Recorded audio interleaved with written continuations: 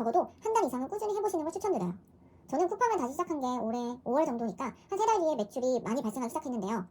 직장인 분들이라면 월급날 입금 금액 보고 한숨 나온 적 있지 않으신가요?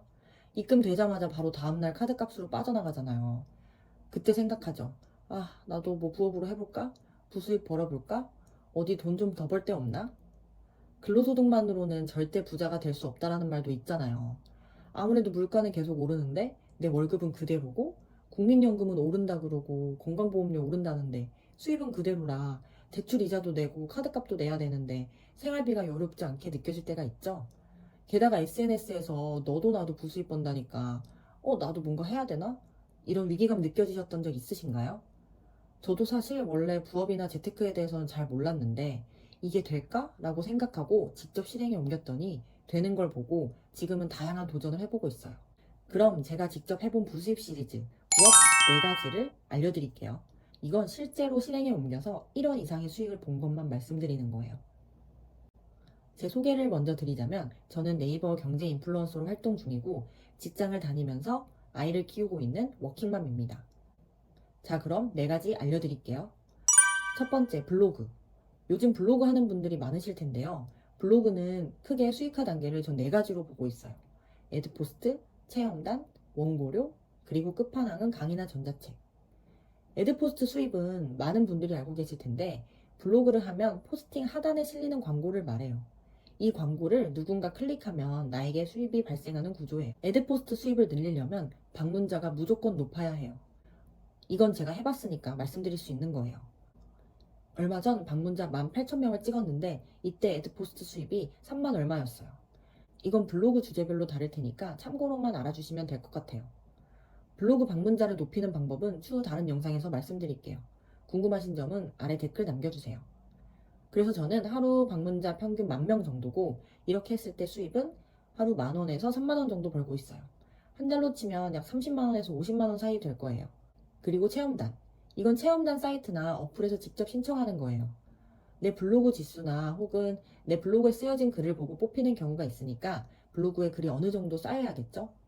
제품과 서비스는 이렇게 신청 기간이 있고 신청자 수가 제한되어 있어요. 만약 10명을 뽑는데 50명이 신청했다면 이 담당자는 뭘 보고 뽑을까요?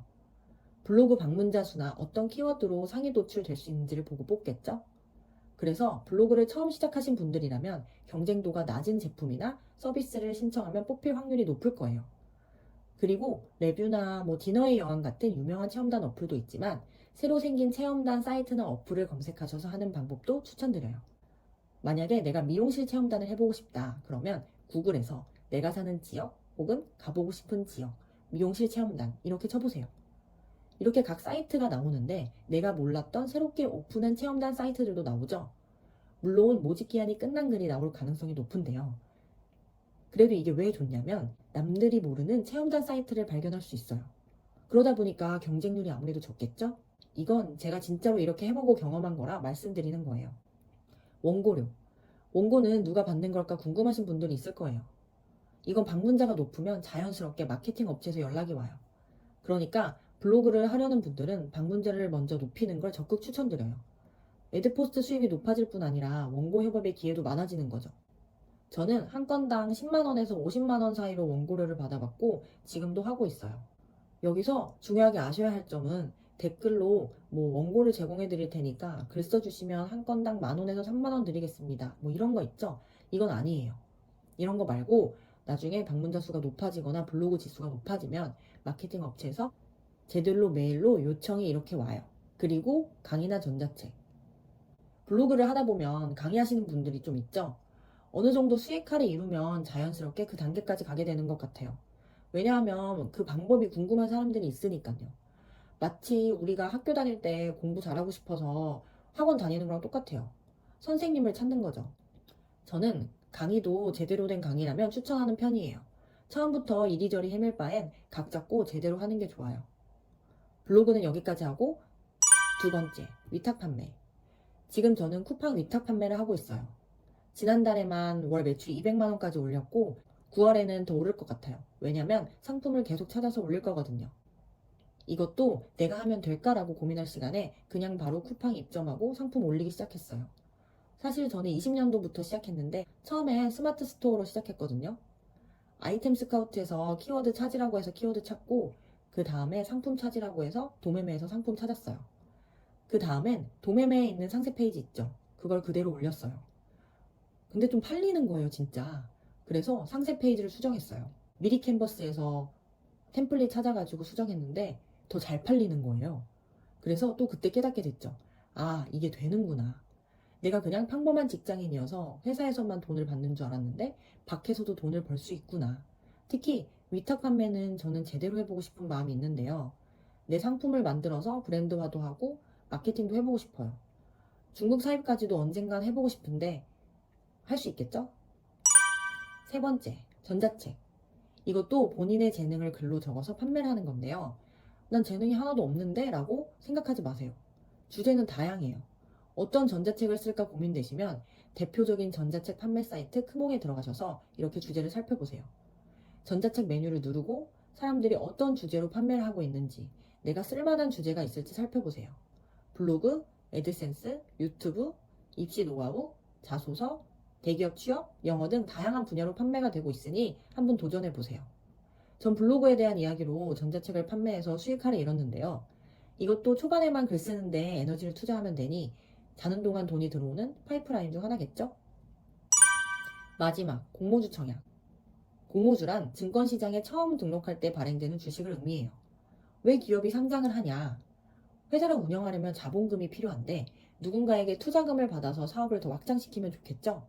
그럴 때 기업이 주식시장에 상장을 준비하고 우리 주식을 좀 사주세요 라고 투자자들을 모집하는 거예요. 왜 공모주를 하냐면 누구나 돈을 벌 수 있는 조건이 되기 때문이에요. 예전에는 돈이 많은 사람들만 돈을 벌었는데 지금은 균등 배정이 생겨서 최소 금액으로도 공평하게 배정 주식을 나눠 가질 수 있어요. 일반적으로 공모주는 예상되는 주식시장 가격보다 낮게 발행되는데요. 그래서 공모주 청약을 하고 배정받은 주식을 상장일에 팔면 시세 차익을 얻을 수 있게 되는 거죠. 공모주 청약은 주식이지만 저위험으로 분류돼요. 왜냐하면 내가 공부만 하고 들어가면 손실을 볼 확률이 극히 적기 때문이에요. 저는 7월에만 25만 원 정도를 벌어서 식비에 보탤 수 있었어요. 소소하게 버는 금액이지만 한 달 수입으로 모으면 아이 간식비랑 외식비 정도는 벌 수 있겠죠? 자, 이렇게 4가지 부업 리스트를 알아봤어요. 블로그, 온라인 위탁 판매, 전자책, 공모주. 모두 제가 해봤고 이게 될까라고 의심하지 않고 무작정 실행에 옮겼더니 진짜 돈이 벌렸고요. 직장 외에도 내가 이렇게 야생에서 돈을 벌 수 있다는 게 아직도 놀라울 따름이에요. 물론 블로그나 위탁 판매는 단기간에 수입을 벌 수 있는 구조는 아니에요. 하루만 글 썼다고 애드포스트 수입이 높아지는 것도 아니고 원고 협업도 들어오지 않아요. 위탁 판매도 상품 하나만 올렸다고 해서 그게 판매로 이어질 가능성은 극히 드물어요. 적어도 한 달 이상은 꾸준히 해보시는 걸 추천드려요. 저는 쿠팡을 다시 시작한 게 올해 5월 정도니까 한 3달 뒤에 매출이 많이 발생하기 시작했는데요. 물론 저보다 더 빠르게 수입을 일으키시는 분들도 계실 거예요. 그러니까 드리고 싶은 말씀은 중간에 힘들더라도 포기하지 말고 나는 언젠가 될 거라는 믿음을 가지고 꾸준히 해보시길 바래요. 오늘의 영상이 도움이 되셨다면 좋아요, 구독 부탁드려요. 다음에도 좋은 영상을 가지고 찾아오겠습니다.